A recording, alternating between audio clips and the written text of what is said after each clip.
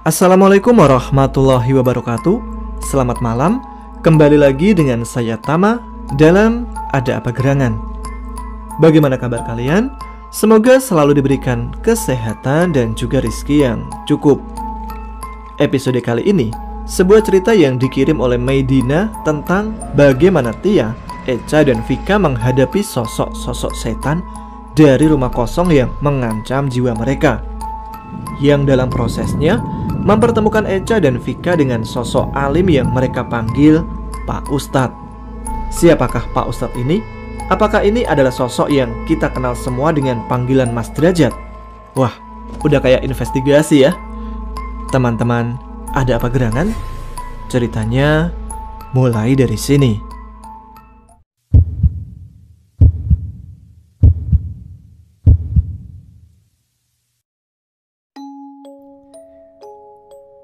Sebelum kita menuju ke ceritanya, ada pesan dari sang autor yaitu Mbak Maidina, bahwa ketika kita menyimak kisah tentang kakak Echa, anggap saja ini semua sebagai hiburan dan selalu mengambil sisi positifnya saja. Yang negatif jangan dicontoh. Karena menurut Mbak Tia, menjadi kakak Echa dan Vika yang sekarang dahulunya penuh halang rintang yang benar-benar berat. Bahkan nyawa bisa menjadi taruhannya. Jadi jangan pernah mencoba untuk menjadi seperti itu, kecuali kalau memang sudah menjadi kehendak Allah. Ilmu agamalah yang menjadi penyeimbangnya. Namanya juga anak-anak. Jadi tanpa disuruh, dengan sendirinya mereka mau membantu. Dan dia juga tidak ingin memaksakan Echa untuk membantu siapapun, karena mengingat usianya masih sangat kecil. Apalagi itu terkadang bisa membahayakannya. Jadi maaf sekali ya kalau Mbak Tia ataupun Mbak Maidina tidak bisa membalas pesan kalian satu persatu. Mohon pengertiannya. Oke, kita mulai ceritanya. Menjadi seorang ibu dengan 2 orang anak yang diberikan sedikit keistimewaan tentulah tidak mudah. Pasalnya, Tia dan suami tidak begitu mengerti akan hal-hal gaib. Mereka tidak ingin kedua anaknya melenceng pada syariat agama. Tia ingin mereka kelak bisa bijak dan ini memilih mana yang benar atau tidak, dan tidak berani untuk menyekutukan Allah.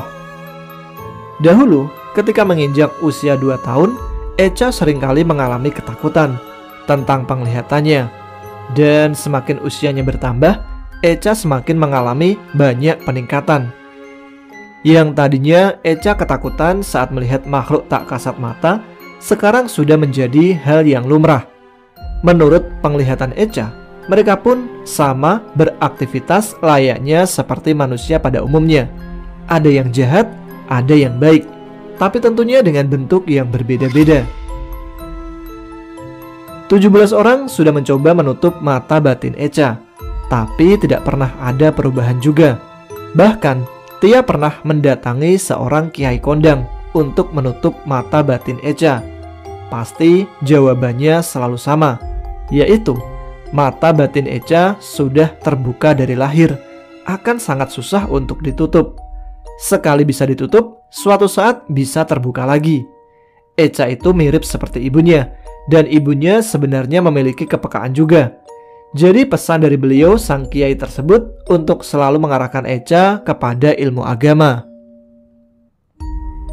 Lagi-lagi jawaban seperti itu yang sering Tia dengar. Hampir semua orang pintar, kiai, habib yang Tia datangi mengatakan seperti itu. Karena sudah bosan dan tidak ada perubahan juga, Tia dan suaminya sepakat untuk membiarkannya saja dan selalu mencoba mengarahkan Echa kepada ilmu agama. Terkadang Tia pun rajin membaca artikel di Google mengenai anak indigo. Apakah ada orang yang sama yang memiliki kepekaan seperti Echa?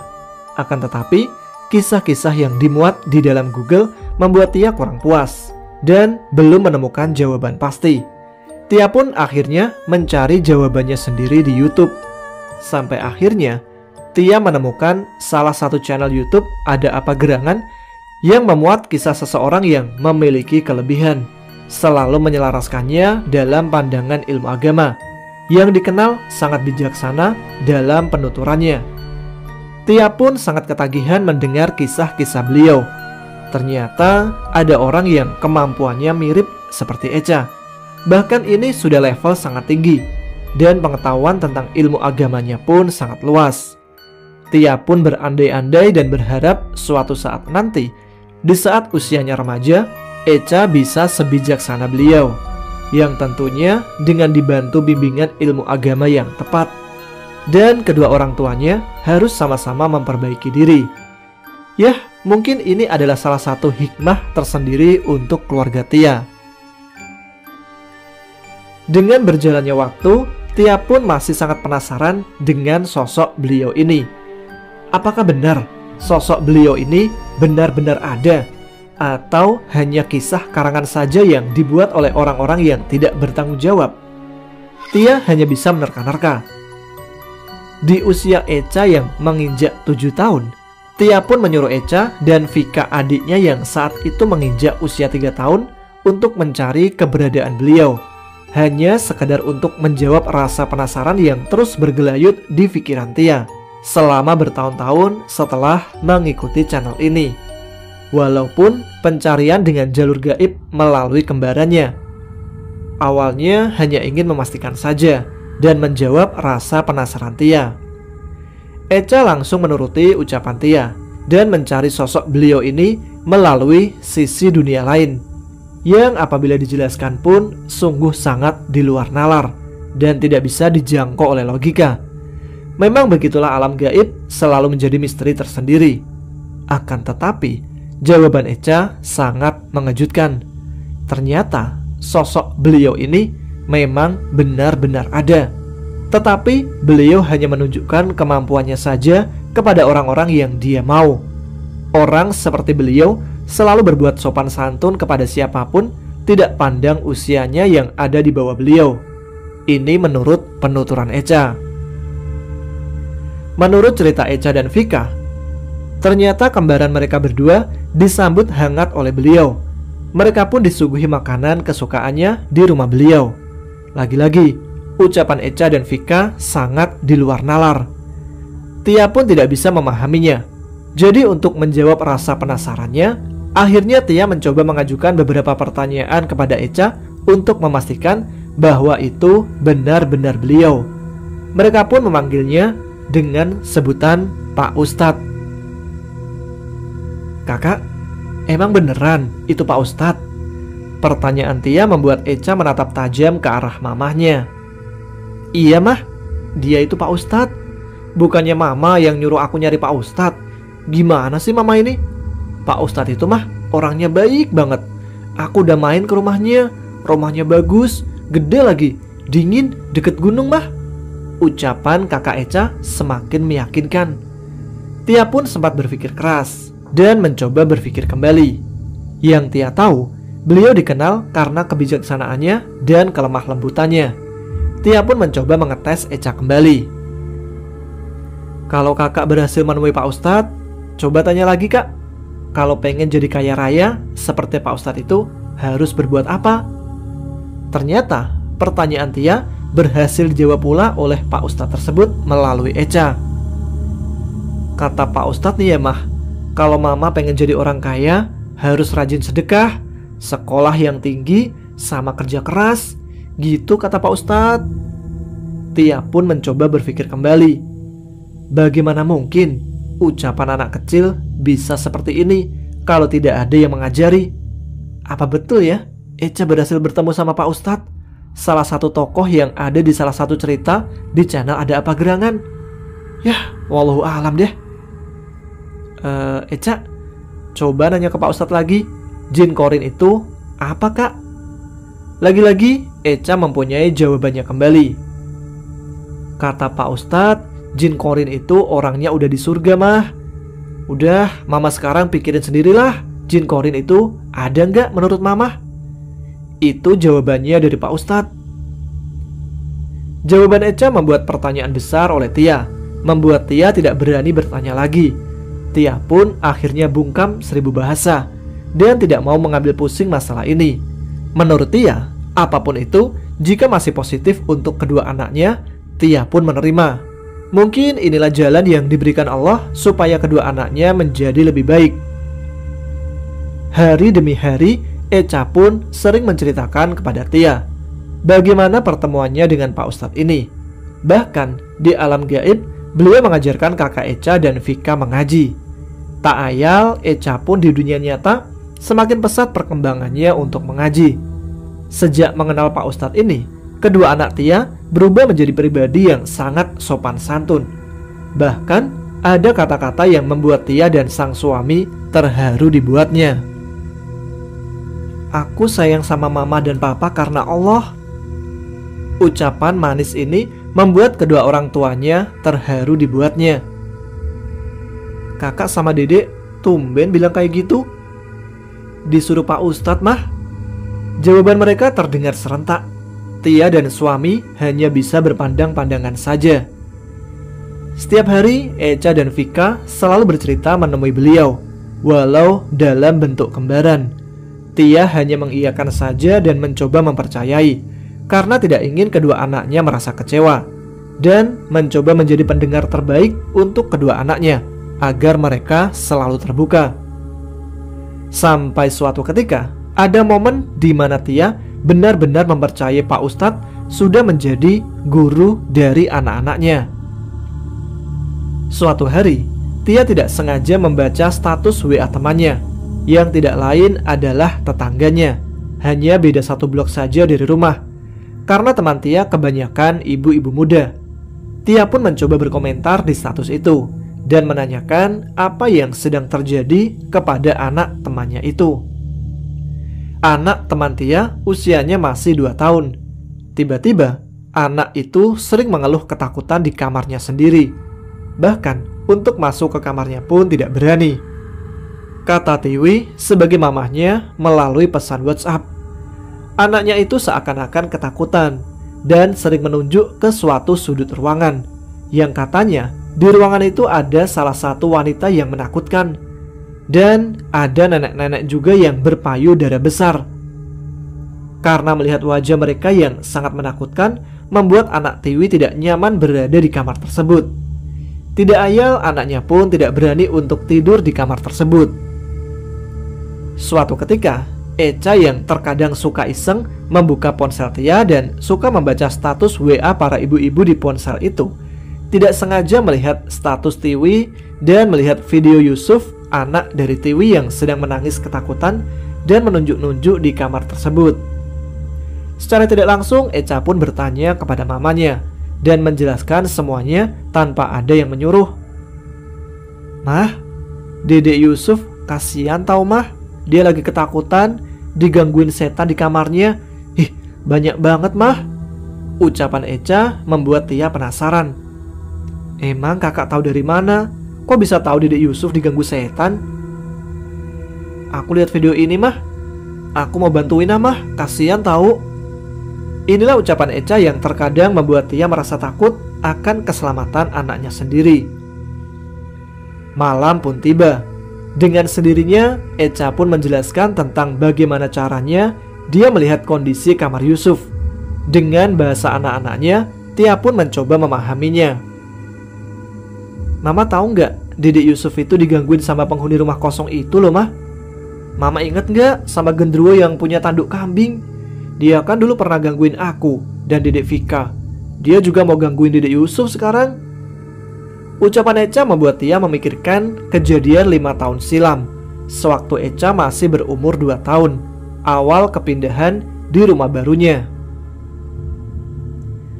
Jadi, dahulu sebelum rumah Tia dibangun teras, rumah kosong itu sangat terlihat sekali dari dalam rumah Tia. Pasalnya, rumah kosong itu berada tepat di tanjakan atas. Tia pun tidak pernah mengira bahwa awal kepindahannya akan seperti ini. Di hari pertama awal kepindahannya, Echa nampak baik-baik saja. Tapi lama-kelamaan, tiba-tiba Echa berubah di saat usianya menginjak umur 2,5 tahun. Echa sudah bisa berbicara. Bahkan, apapun yang Echa lihat, Echa selalu menanyakan itu kepada Tia. Tidak jarang Echa pun sering memperagakan cara jalan apapun yang dia lihat. Walaupun di situ menurut Tia dan sang suami tidak ada siapapun. Terkadang Echa melompat-lompat sambil melipat kedua tangannya. Terkadang Echa juga suka jalan bungkuk seperti memperagakan jalannya nenek-nenek. Terkadang Echa sering merentangkan tangannya seperti sedang terbang. Dan kata Echa, dia sedang memperagakan manusia burung yang ada di rumah kosong itu yang badannya berbulu hitam, tapi mirip seperti manusia. Tapi wajahnya mirip seperti burung. Bahkan Echa pun sering berlari-larian memperagakan jalan seorang anak kecil, tapi berwajah mirip seperti kakek tua dan memperagakan suaranya yang mirip seperti tangisan bayi. Dan masih banyak lagi. Tia dan suami pun tidak begitu memperdulikan, selagi itu tidak mengganggu anaknya. Yang di pikiran mereka, ya namanya anak-anak, mungkin penglihatannya masih begitu murni. Matahari pun mulai menyembunyikan sinarnya. Lantunan merdu azan maghrib terdengar dari masjid. Tia pun segera bergegas menutup pintu jendela sambil menunggu kedatangan suami. Echa yang sedari tadi duduk di kursi sambil melihat ke arah luar dari balik jendela yang belum tertutup tirai, tiba-tiba tatapannya menyorot tajam. Dan seketika Echa pun bertanya kepada mamanya, "Mama, rumah kosong atas ame, tatut, siam." Walaupun ucapannya masih seperti itu, tapi Tia sebagai mamanya memahami apa yang anaknya ucapan, yang artinya rumah kosong atas itu rame. Bulu kuduk seketika berdiri mendengar ucapan Echa, anak 2 tahun yang mengatakan dengan begitu polosnya. Tia pun seketika menolehkan wajahnya dan memandangi rumah kosong itu dari dalam rumah. Akan tetapi tidak ada apa-apa di sana. Hanya pemandangan rumah kosong yang terkesan angker yang sudah ditumbuhi semak belukar di sampingnya. Ya, namanya juga rumah kosong. Tanpa basa-basi, Tia pun langsung menutup tirai rapat-rapat dan bergegas mengambil air wudhu untuk menunaikan sholat maghrib. Tia pun langsung membawa Echa agar tidak jauh dari pandangan mamanya, karena sebenarnya Tia pun merasa takut atas ucapan anaknya yang masih sangat polos ini.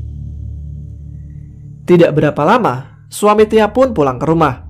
Tia pun merasa tenang dan melupakan kejadian itu juga. Hari demi hari, Echa semakin banyak berubah. Dia bilang di sini ada itu, di sana ada ini, tapi Tia pun selalu menepisnya. Namanya juga anak-anak, pasti penglihatannya masih sangat murni. Tidak jarang Tia pun sering mendengar kisah-kisah mistis tentang apa yang tetangga-tetangga Tia alami. Kejadian horor yang pernah menimpa mereka di rumah kosong itu, yang ternyata apa yang dikatakan Echa tentang sosok mereka, ternyata sosok-sosoknya mirip seperti apa yang diceritakan tetangga dan orang-orang yang melewati rumah kosong itu. Tidak jarang mereka pun suka mengganggu. Malam minggu, Papa Echa mengajak Tia dan Echa untuk family time bersama keluarga kecilnya pada jam 7 malam. Mereka pun melewati jalan ke rumah kosong itu, karena dirasa jalan itu cukup dekat dari jalan raya. Walaupun sebenarnya ada jalan utama perumahan itu, akan tetapi karena rumah Tia berada paling belakang, jadi mau tidak mau jalan tikus gang rumah kosong itu menjadi alternatifnya. Saat mereka melewati rumah kosong itu, Echa berulang kali menunjuk ke arah rumah itu dan selalu mengatakan, "Mama, Papa, ada Cici, ada Cici. Ih, tatut mah, atuh tatut. Cicinya cantik, pakaiannya seperti princess, warnanya merah. Ih, atuh tatut mah." Tia yang tidak paham ucapan Echa bertanya kepada suaminya, "Pah, Cici itu apa sih?" "Cici itu kan biasa panggilan untuk wanita Chinese gitu mah. Ini mah kalau tidak salah ya. Tapi ya sudahlah, gak usah dihiraukan." "Apa betul ya di rumah kosong itu ada setan Cina? Tapi wajar lah, kan di belakang rumah itu ada kuburan Cina," pikir Tia kala itu. Setiap hari Rabu di dekat rumah kosong itu sering diadakan pasar kaget, karena tepat di samping rumah kosong itu sangat luas. Banyak orang yang berduyun-duyun untuk belanja sayuran di sana. Salah satunya Bu Ida, wanita yang sedang hamil 5 bulan. Di sore hari, Bu Ida dan 2 orang lainnya berjalan kaki menuju pasar kaget itu. Bu Ida yang sedang hamil menggerai rambutnya yang masih basah karena sehabis keramas. Dengan santainya Bu Ida dan kedua temannya berjalan menuju pasar kaget melewati rumah kosong itu. Sore hari tidak terjadi apapun. Malam hari pun tiba. Tiba-tiba Bu Ida mengeluhkan rasa pusing yang tidak berkesudahan. Bahkan keesokan paginya pun masih merasakan pusing. Karena takut akan keselamatan bayinya, Bu Ida pun memeriksakan diri ke bidan terdekat. Karena ternyata bidan itu pun memiliki kepekaan, tiba-tiba ibu bidan itu bertanya kepada Bu Ida, seakan-akan tahu akan sesuatu. "Bu Ida kemarin kemana? Apa ibu melewati rumah kosong di atas itu?" Pertanyaan Bu Bidan membuat Bu Ida bertanya-tanya. Bagaimana Bu Bidan bisa tahu mengenai hal itu? Bu Ida pun akhirnya menjelaskan bahwa di hari Rabu, Bu Ida belanja sayur di pasar kaget. Bu Bidan hanya bisa mengangguk saja dan paham apa yang sedang terjadi kepada Bu Ida. Akhirnya, Bu Bidan pun menjelaskan bahwa sebenarnya Bu Ida ini sedang diganggu oleh salah satu setan wanita penghuni rumah kosong itu yang suka pada Bu Ida. Sosoknya wanita yang mirip dengan wanita Tionghoa memakai baju pengantin berwarna merah. Kalau malam, setan itu suka menyisir rambut Bu Ida secara diam-diam dan suka memainkan rambut Bu Ida sambil dikepang-kepang. Inilah yang membuat Bu Ida sakit kepala yang tidak berkesudahan. Bidan tersebut akhirnya menyarankan kepada Bu Ida untuk menggunting rambutnya sedikit dan melemparkannya ke halaman rumah kosong itu. Bu Ida pun menuruti perkataan Bu Bidan, dan setelah itu dengan sendirinya kepala Bu Ida tidak pernah sakit lagi. Tia yang mendengar cerita itu dan mengetahui sosok setan yang ternyata sudah pernah dijelaskan oleh Echa hanya bisa tersenyum sinis dan bergumam dalam hati, "Waduh, ternyata benar apa yang dikatakan Echa. Sosok setannya Chinese memang ada di situ." Tia semakin resah tentang penglihatan Echa yang setiap hari membuat spot jantung Tia yang mendengar kisah-kisah aneh dari anak-anak yang masih sangat kecil ini. Bahkan ada suatu momen di mana Tia sampai berdebat dengan bibinya gara-gara rumah kosong itu. Minggu jam 3 sore tahun 2019, Vika, malaikat kecil tercantik anak kedua Tia, lahir di dunia ini. Banyak kebahagiaan yang tersirat dari raut wajah keluarga besar Tia. Kakak lelaki Tia dan bibi Tia membawa pulang sedulur Nom Vika, atau yang biasa dikenal dengan Ari-Ari, tepat jam 4:30 sore. Jarak dari rumah sakit ke rumah Tia memakan waktu 1,5 jam. Sudah pasti, tepat jam 6 sore mereka tiba di rumah, kalau kondisi lalu lintas tidak macet di jalan. Sepeda motor Beat mereka pacu dengan kondisi ngebut di jalanan, karena menurut bibi Tia tidak baik membawa Ari-Ari kalau sampai kemaghriban di jalan. Kakak Tia pun mengangguk patuh. Sampailah kakak Tia pada gang kecil, jalan tikus yang terdekat dari rumah Tia. Jadi mau tidak mau mereka berdua harus melewati rumah kosong itu. Akan tetapi, karena bibi Tia belum pernah datang ke rumah Tia, jadi bibi Tia tidak pernah menyadari adanya rumah kosong di sekitar rumah Tia. Jalan turunan sudah terlihat di depan mata. Kira-kira kurang lebih 15 menit suara azan akan berkumandang. Dan saat akan mendekati jalan turunan itu, dari arah kanan jalan tampak di mata bibi sebuah kerumunan para lelaki yang sedang duduk di sebuah balai lebar. Nampak seperti sebuah aktivitas biasa.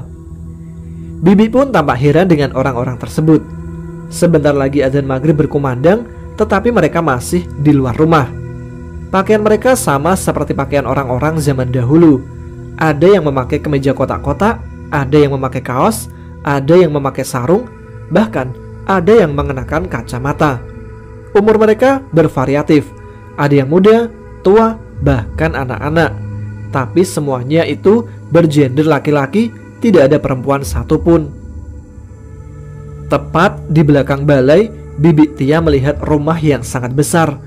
Rumah itu nampak seperti rumah zaman dahulu, dengan teras yang sangat luas. Dengan begitu takjub dalam pikiran Bibi pada waktu itu.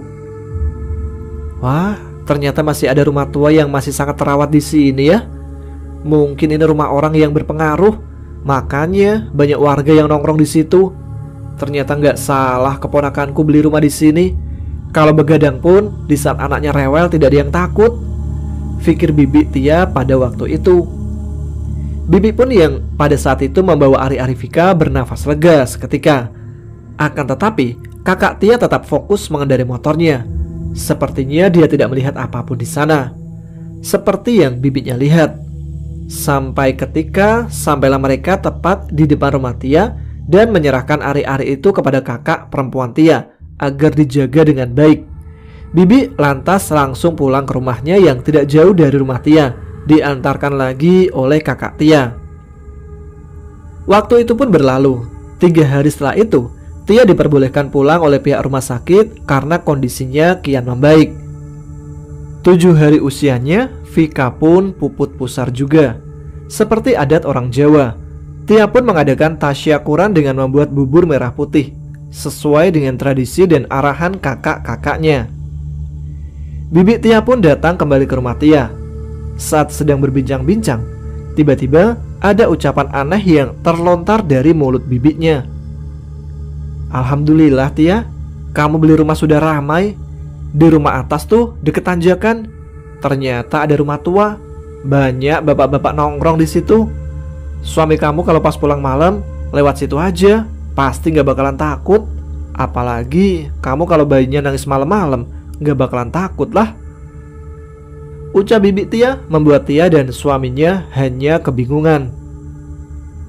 Bapak-bapak nongkrong di mana, Bi? Di sini mah rumahku sepi, paling ujung, Bi. Perasaan rumah deket turunan itu mah rumah kosong deh, Bi. Ucapan Tia membuat bibinya kebingungan. Masa sih Tia? Enggak, di sana Bibi lihat ada rumah tua, ada balainya juga. Ucapan Bibi Tia membuatnya semakin bingung. Lalu dengan sigap Tia menyuruh bibinya untuk keluar rumah dan melihat apa yang terjadi. Bibi Tia pun terkejut dibuatnya dan bingung tentang apa yang dia lihat kemarin. Ternyata apa yang dia lihat sekarang adalah sebuah rumah kosong. Lalu waktu itu Bibi Tia melihat apa? Apakah itu hanya sebatas fata morgana? Terus Bibi lihat apa dong? Tahu Bi, ucapan Bibi malah buat aku semakin takut.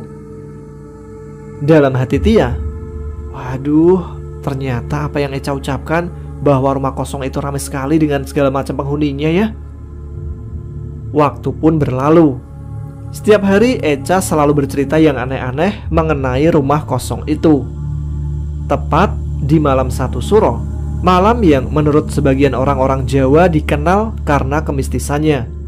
Eca yang sedari tadi asik berdiri di atas kursi dekat jendela, seketika pandangannya tertuju melihat arah luar, tepatnya ke arah rumah kosong itu. Seakan-akan dibuat takjub oleh penglihatannya. Terkadang Eca pun sering tertawa dan menari-nari, seperti sedang ada pertunjukan yang seru di luar sana. Tia yang sedari tadi menggendong Vika dan suami yang sedang memperhatikan kerjaannya, tiba-tiba dibuat buyar oleh tingkah laku Eca yang tampak begitu aneh. Suami Tia pun langsung menghampiri Eca dan bertanya apa yang sedang terjadi. Lalu Eca pun menceritakan bahwa di rumah kosong atas itu sedang diadakan pesta. Bahkan rumah kosong itu tampak begitu sangat terang karena ada banyak lampu yang terpasang di sana. Bahkan tepat di belakang rumah kosong itu seperti ada pasar yang berjualan beraneka macam, layaknya seperti pasar pada umumnya.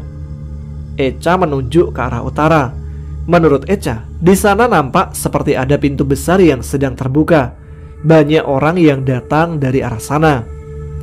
Bahkan di depan rumah Tia pun, di hamparan lapangan luas, menurut Eca sedang diadakan pagelaran tari.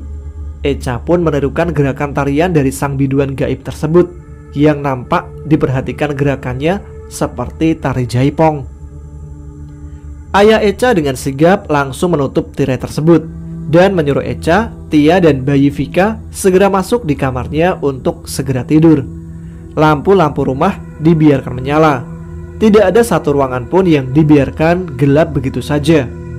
Tapi sekali lagi, Tia dan suami tetap berpikiran positif.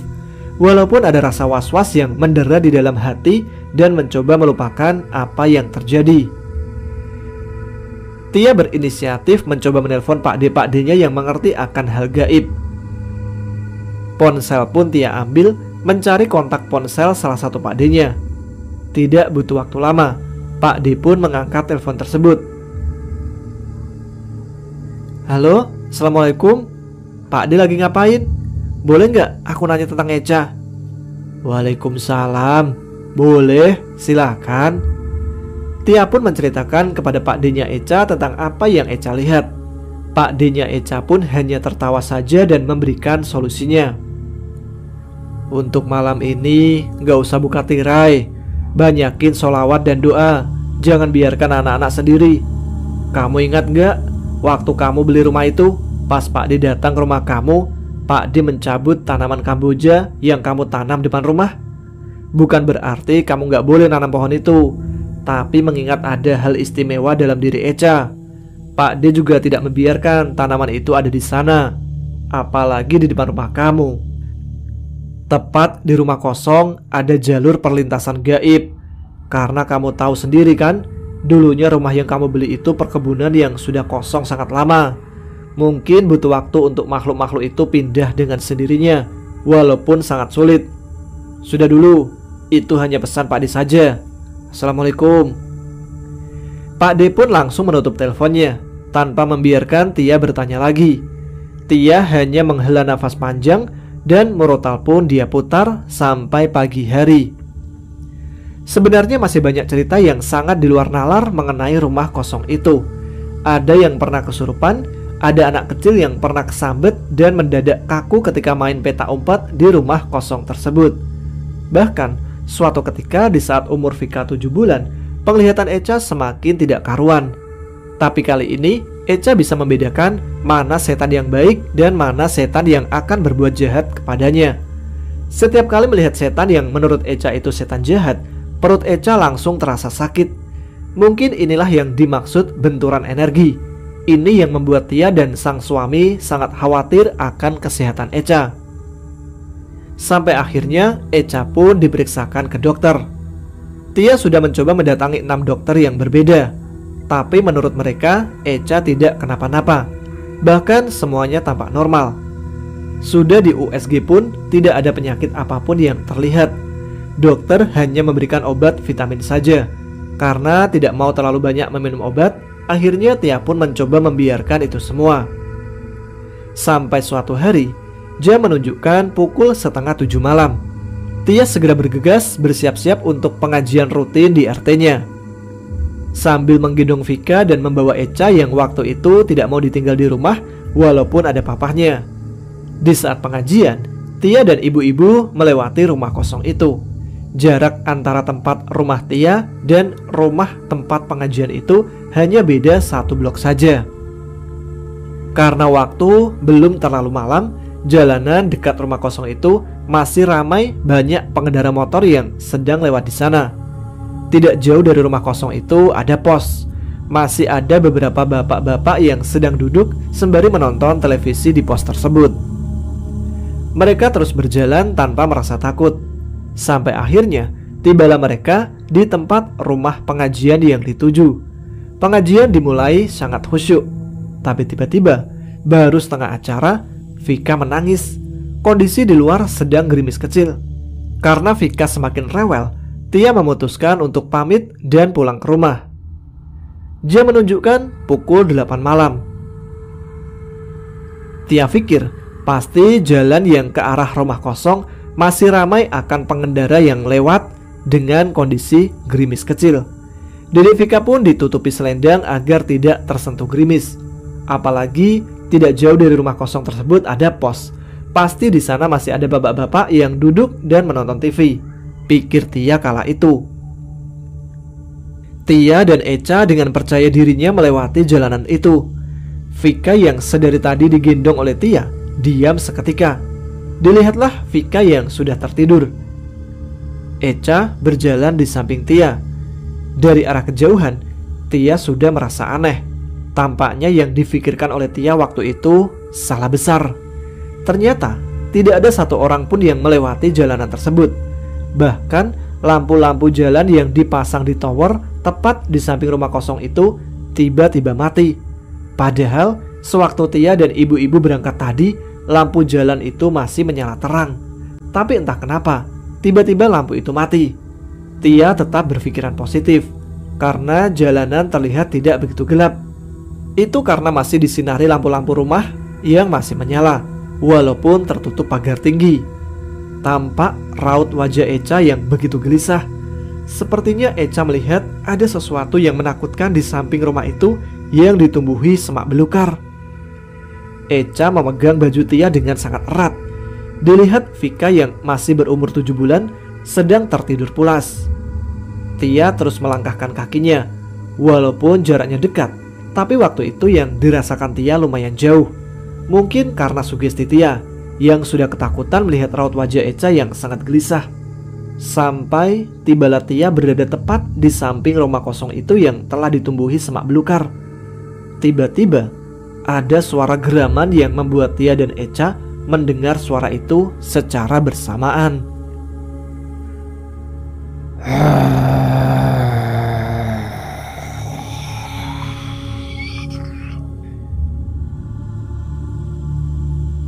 Mama, itu ada suara Neuro di samping kita. Aku takut.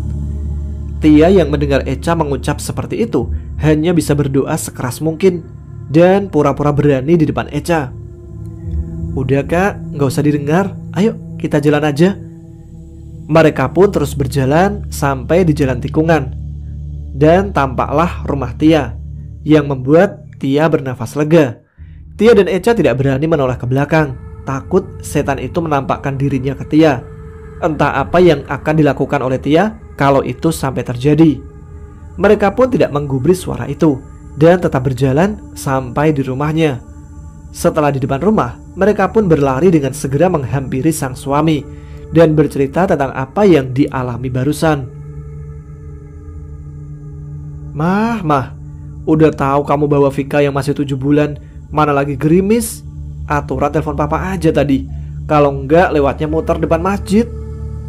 Ih, papa, tahu sendiri aku nggak punya kuota. Lewat depan masjid mah kejauhan. Aku pikir di pos itu masih ada bapak-bapak. Ternyata sepi banget. Ternyata setelah kejadian itu, tiba-tiba Echa sakit panas.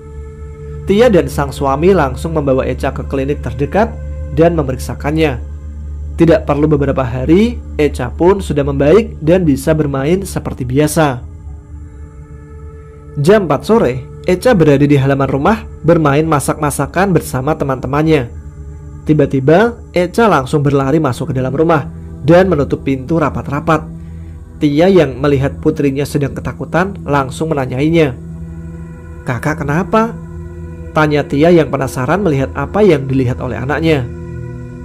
Mama cepet mah, tiranya ditutup, aku takut banget. Itu mah ada orang pakai baju hitam-hitam, matanya merah. Dia lagi terbang mindahin awan. Dia bisa dorong-dorong awan. Pas aku liatin dia, tiba-tiba dia liatin aku. Dia mau turun ke sini mah, aku takut mah. Orang mindahin awan. Tia pun langsung mengintip dari balik jendela. Akan tetapi Echa melarangnya dan disuruh menjaga Vika. Tia lalu menghampiri Echa, langsung memeluknya dan mencoba menenangkannya kembali. Malam itu tiba-tiba Echa demam kembali. Dan kali ini demamnya parah. Setiap malam Echa selalu mengigau, entah apa yang Echa lihat. Karena ada sesuatu yang tidak beres, Tia dan suami menelpon Pak D-nya Echa. Dan Pak D-nya Echa pun menyuruh Tia untuk membaca doa, sholawat, sholat 5 waktu, agar keluarga kecil Tia selalu dihindarkan dari mara bahaya. Pasalnya, menurut Pak D-nya Echa, hanya orang-orang tertentu saja yang bisa melihat cara kerja pawang hujan yang seperti itu. Tia pun berinisiatif memeriksakan Echa kembali. Tapi menurut dokter, lagi-lagi Echa hanya kecapean saja. 2 hari setelah itu, sekitar jam 9 pagi, Echa sedang bermain di luar. Tiba-tiba tangan Echa menunjuk ke rumah kosong itu. "Mama, tuh lihat, ada genderuwo lagi berdiri ngeliatin kita. Tapi kali ini genderuwonya beda, Mah. Ada tanduk duanya, mirip kayak tanduk mbak. Serem banget. Kayaknya dia lagi marah sama aku. Ayo, Mah, masuk. Aku takut. Jaga dedek juga, Mah. Dia sepertinya lagi ngincar dedek juga." Ucapan Echa membuat takut Tia, karena kalau Echa melihat sesuatu yang jahat, pasti langsung demam. Dengan sigap, Tia pun langsung menelpon Pak Denya Echa kembali dan menceritakan itu semua. Tapi alangkah terkejutnya Tia. Pak De Echa mengatakan sesuatu yang sangat membuat Tia panik. "Nok, Echa itu lagi mengalami masa transisi. Jadi dimanapun tempatnya, pasti Echa akan selalu diawasi oleh jin-jin. Bahkan sekarang ini, Echa dan Vika lagi diawasi oleh Raja Jin penunggu rumah kosong itu. Tetap berdoa ya, jangan putus." Ucapan Pak Denya Echa membuat rasa khawatir tersendiri. Tia pun bingung harus bertindak seperti apa lagi. "Baik Pak De, terima kasih." Tia pun semakin tidak tenang kala itu, berharap putri kecilnya baik-baik saja. Kondisi Echa semakin hari semakin down. Panasnya pun semakin meninggi, 39 derajat Celcius. Sampai suatu ketika, jam 5 sore, Papa Echa pun pulang dan langsung mengecek kondisi Echa. Tiba-tiba Echa berteriak, Sana pergi! Aku gak mau ikut kamu, sana!" Dan menangis sejadi-jadinya. Suami Tia pun membangunkan Echa. Echa seketika langsung terbangun, dan saat terbangun, tiba-tiba kaki Echa tidak bisa digerakkan. Tia dan suami yang panik melihat itu akhirnya langsung membawa Echa ke rumah sakit dan dilarikan ke IGD. Tidak lupa Tia meminta bantuan kepada Pak Denya Echa untuk menolong Echa. Tia yang menunggu di depan IGD sembari menggendong Vika hanya terduduk lesu melihat anak kesayangannya yang sedang tidak berdaya di atas ranjang rumah sakit yang sedang ditunggui oleh papanya.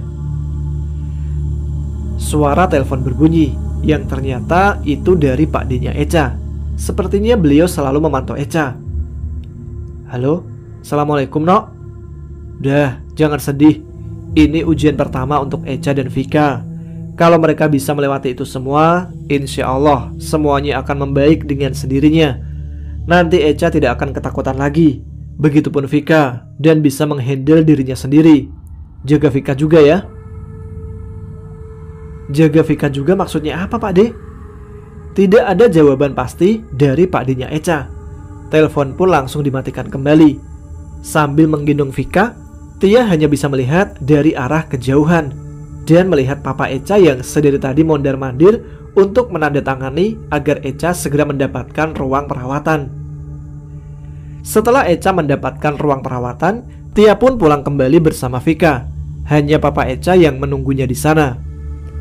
3 hari berlalu, Echa sudah diperbolehkan pulang oleh dokter dan melakukan berobat jalan di rumah. Kondisinya semakin membaik. Tapi selang beberapa hari kepulangan Echa, tiba-tiba Vika mendadak demam tinggi dan tidak sadarkan diri. Tia yang panik akan itu langsung membawanya ke rumah sakit dan ditemani oleh sang kakak, karena kondisi Echa sedang masa penyembuhan dan ditemani oleh papanya. Dalam IGD, Tia hanya bisa menangis terseduh-seduh melihat Vika yang sudah tidak sadarkan diri. Banyak ibu-ibu menyemangati Tia untuk tetap tegar. Tia pun hanya bisa pasrah. Selang infus oksigen, semua sudah dipasang. 3 hari Vika tidak sadarkan diri di rumah sakit. Di sisi lain, Tia mengkhawatirkan Echa yang masih sedang dalam masa penyembuhan. Seperti mengalami cobaan yang berat, mengingat kedua putri kecilnya mengalami sakit yang berturut-turut. Sekali lagi, Tia hanya bisa pasrah dan bingung harus berbuat apa lagi. Segala pengobatan non-medis sampai medis dia jalani. Dan suatu ketika, tiba-tiba teleponnya berbunyi, yang ternyata itu dari Pak Denya Echa. Menurut penglihatan Pak Denya Echa, Vika ternyata memiliki kepekaan juga sama seperti kakaknya. Dan setan itulah yang mengganggu. Ini awalnya saja. Jadi suatu saat mereka berdualah yang bisa mencegah kejahilan dari para setan-setan penunggu rumah kosong itu. Ucapan Pak D-nya Echa tidak Tia gubris. Pasalnya, Tia hanya ingin kesembuhan untuk kedua anaknya. 7 hari Vika dirawat di rumah sakit. Kondisinya semakin membaik. Vika pun akhirnya diizinkan untuk pulang. Alhamdulillah ya Allah, akhirnya kita bisa berkumpul seperti ini lagi, batin Tia. Setelah kedatangan Tia di rumah, Tia langsung memeluk Echa yang ternyata sudah mulai aktif seperti biasa. Tia mengucapkan terima kasih kepada kakaknya yang telah merawat Echa. Hari itu pun berlalu, tapi karena rasa trauma, Tia terus mencoba untuk menutup mata batin Echa dan Vika. Tapi ternyata tidak kunjung ada perubahan juga. Tia dan suami akhirnya mengurungkan niatnya dan membiarkan begitu saja dengan alami. Hari itu pun tiba. Ternyata benar apa yang dikatakan oleh Pak D-nya Echa. Setan-setan penunggu rumah kosong itu tidak berani lagi mengganggu Echa dan Vika. Bahkan Vika pun menginjak usia 3 tahun hanya bisa tertawa melihat para penunggu itu yang kata Vika mereka lucu. Bahkan kalau ada yang menjahili Echa, Echa pun tidak segan-segan untuk membalasnya agar mereka kapok tidak mengganggunya lagi. Akan tetapi setan-setan itu masih saja terus menjahili para warga perumahan ini, kecuali keluarga Tia. Sampai suatu ketika, ternyata penunggu rumah kosong itu berulah lagi. Salah satu penghuninya, kuntilanak Tionghoa, mengganggu Yusuf, anak dari Mbak Tiwi. Tapi kali ini, Echa dan Vika mulai bertindak. Mungkin karena perilaku mereka yang kian menjadi-jadi. Malam itu, dengan melalui kembarannya, Echa mengusir sosok encik cantik dan nenek-nenek berpayudara besar yang bisa dikatakan itu sebagai wewe gombel, agar tidak mengganggu Yusuf lagi. Sosok-sosok setan itu pun berhasil Echa usir dari kamar Yusuf. Akan tetapi mereka ternyata tidak serta-merta pergi. Kedua sosok setan wanita ini ternyata tidak terima jika urusannya diganggu oleh Echa dan Vika. Lantas sosok itu malah memanggil rajanya, sang penguasa rumah kosong tersebut. Sosok tinggi berbulu dan bertaring dengan mempunyai 2 tanduk kambing yang melengkung. Bahkan semua sosok yang ada di sana semua turun tangan untuk melawan Echa dan Vika, seperti mempunyai dendam tersendiri kepada kedua anak Tia. Karena dirasa tidak cukup mampu untuk melawan itu semua, bahkan harimau yang biasa mengikuti Echa dan Vika kalang kabut dibuatnya. Tiba-tiba sosok yang sering dipanggil Pak Ustadz oleh kedua anak Tia datang membantu Echa dan Vika dan melawan semua penghuni yang ada di sana. Bahkan salah satunya trio raksasa yang suka mangkal di kuburan Cina. Baru kali ini Echa melihat Pak Ustadz bisa memecah dirinya menjadi banyak sekali. Pak Ustadz itu pun mengeluarkan semacam tombak dan berhasil mengalahkan sosok penunggu rumah angker itu. Dengan kelembutan hati beliau, Pak Ustadz pun tidak membunuh jin-jin itu, dan kali ini mencoba bernegosiasi dengan Raja Jin tersebut supaya Raja Jin dan demit-demit yang lain tidak mengganggu manusia lagi, dan mencoba hidup rukun bersama manusia. Akan tetapi ternyata Raja Jin itu menolak untuk hidup rukun bersama manusia, karena kata mereka akan terus menghasut para manusia agar mereka melenceng pada akidahnya. Tapi dia berjanji tidak akan mengganggu warga perumahan lagi yang ada di sekitarnya. Tiba-tiba Echa, Vika yang asli yang berada di kamar berucap, "Udah mah, setan-setan itu sudah nggak bakalan gangguin orang-orang di sini. Coba mama nanya sama Tante Tiwi, gimana kondisi Dedek Yusuf?" Tia pun dengan sigap bertanya kepada Tiwi. Menurut Tiwi, anaknya sudah tidak ketakutan. Dia pun mau tidur di kamar depan sampai saat ini. Mungkin memang sejatinya sifat iblis seperti itu akan tetap menghalangi manusia dari jalan lurusnya.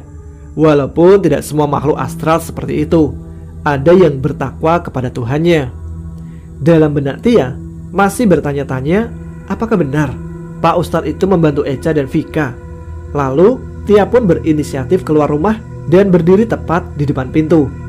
Tia lalu berkata dalam hati, kalau Pak Ustadz yang dimaksud benar-benar membantu kedua anakku, coba nampakin diri ke aku, walaupun dalam wujud cahaya. Tiba-tiba, Tia melihat sekelebatan cahaya yang melesat melewati arah luar pagar Tia. Tia pun langsung berlari ke jalan dan mencoba mencari sekelebat cahaya putih itu. Akan tetapi, sudah menghilang. Seperti biasa, Tia pun menceritakan kepada suami dan Pak Dinya Echa tentang apa yang dialami oleh kedua anaknya itu. Tiba-tiba, Pak Dinya Echa bertanya melalui telepon, "Apa yang kamu lihat dari cahaya itu? Murni cahaya putih atau ada merah-merahnya?" "Hanya cahaya putih aja, Pak De." "Oh, kalau gitu kamu tidak perlu khawatir. Orang itu orang baik. Tapi kalau ini kamu harus waspada. Mata batin kamu sudah mulai terbuka. Kamu harus siap mental melihat apa yang terjadi. Dulu waktu kamu masih kecil, kamu pernah ditutup mata batinnya oleh bapak kamu sendiri. Kamu mirip seperti Echa. Dan di usia sekarang inilah mata batin kamu mulai terbuka lagi, Tia." Tia hanya bisa bingung. Kenapa Pak De Echa bisa mengerti? Pasalnya, sudah 1 bulan Tia merasa error dengan dirinya sendiri. Bahkan, Tia pun pernah dengan jelas melihat penampakan kuntilanak dan pocong, anak kecil berwajah tua, bahkan sekarang lebih intens. Tidak seperti dulu. Kadang Tia pun merasa takut apabila di rumah sendirian.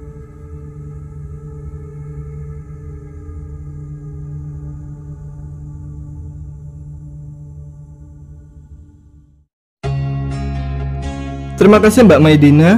Kalian bisa menerka-nerka siapa sosok Pak Ustadz tersebut. Namun di sini saya dan Mbak Maidina belum bisa memastikan karena belum mendapatkan konfirmasi dari yang bersangkutan secara langsung. Jadikan hiburan, kalau ada sisi positifnya silakan ambil. Terima kasih kepada teman-teman sekalian yang telah menyimak episode kali ini. Semoga dapat menghibur. Saya Tama pamit, jumpa lagi di episode yang akan datang. Jangan lupa subscribe bagi yang belum, tuliskan komen, tunjukkan eksistensi kalian. Tetap semangat, jaga kesehatan, selamat malam, selamat beristirahat. Wassalamualaikum warahmatullahi wabarakatuh.